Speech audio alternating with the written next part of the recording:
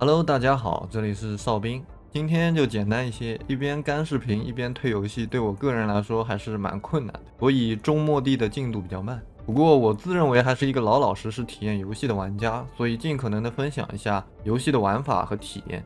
本期介绍一下中末地缝合的玩法：塔防、种田、快递以及副本4个我刚接触到的新内容。虽然周围都在说抽卡卡池怎么不行，但是它缝合的实在是太多了。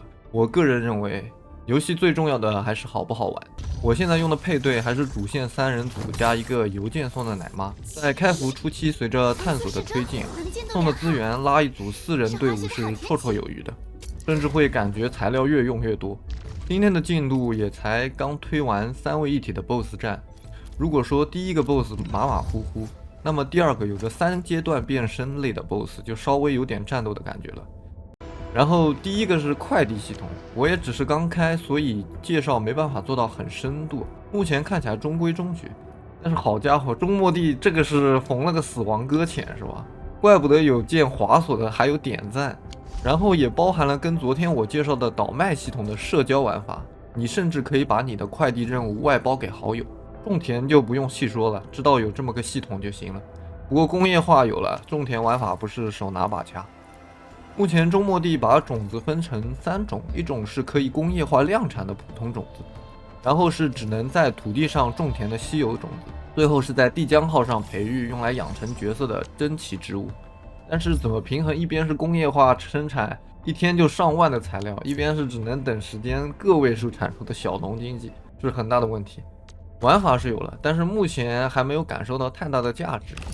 第3个是副本，对于箱庭世界来说，设计和搭建新地图甚至新机制就变成了堆料和打磨细节的工作了。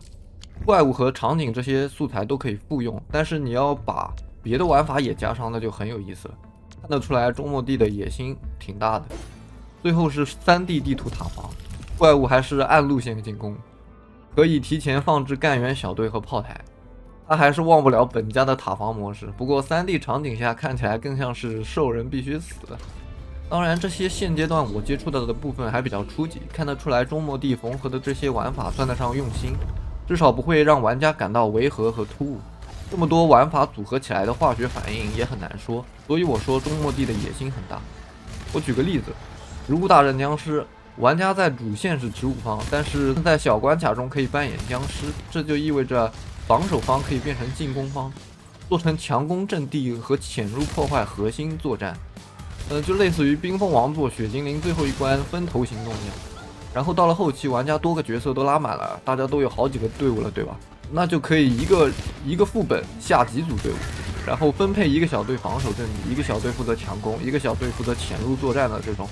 胡说八道就到这里。不得不承认，中末地出现这缝合怪确实比较对我这种喜欢经营养成、模拟策略还有 ARPG 的玩家的胃口。就是又要做工业化内容，又要做复杂的 BOSS 战，又要做剧情，这些对厂家的要求还是挺高的。然后昨天晚上又发邮件进行玩家反馈，看到你是否会把游戏推荐给朋友，有点看笑了。扪心自问，实话实说，中末地缝了这么多玩法，而且很自然，不违和。当做免费游戏看，可以说是80分的优秀作品。但是社区舆论这么差，我给别人推荐，搞不好对面都觉得我在推广手游厂商的氪金池子，搞不好观众都以为我吃商单。所以给别人推荐游戏是一个很悖论的事情。厂商总不能指望游戏玩家给你用爱发电吧？至于这种问卷反馈，厂商看不看谁知道呢？所以我倒不是那么想推荐中末地。屏幕前的你要是觉得我展示的游戏玩法和体验还可以，尝试不尝试都应该由你自己决定。我倒是觉得游戏是21世纪这一代人的标配，尤其是手游。所以我做视频只是单纯分享一下作为一个游戏同好，最近又享受到什么好东西的那种感觉。可能主要还是第一次填写问卷时候，我发现除了晕3D 的游戏都勾上了那种莫名的苦涩感。不是，怎么有这种人？没有别的爱好，什么游戏都玩过，玩得下去。是的，我就是那个臭打游戏的。感谢你听完我的吐槽。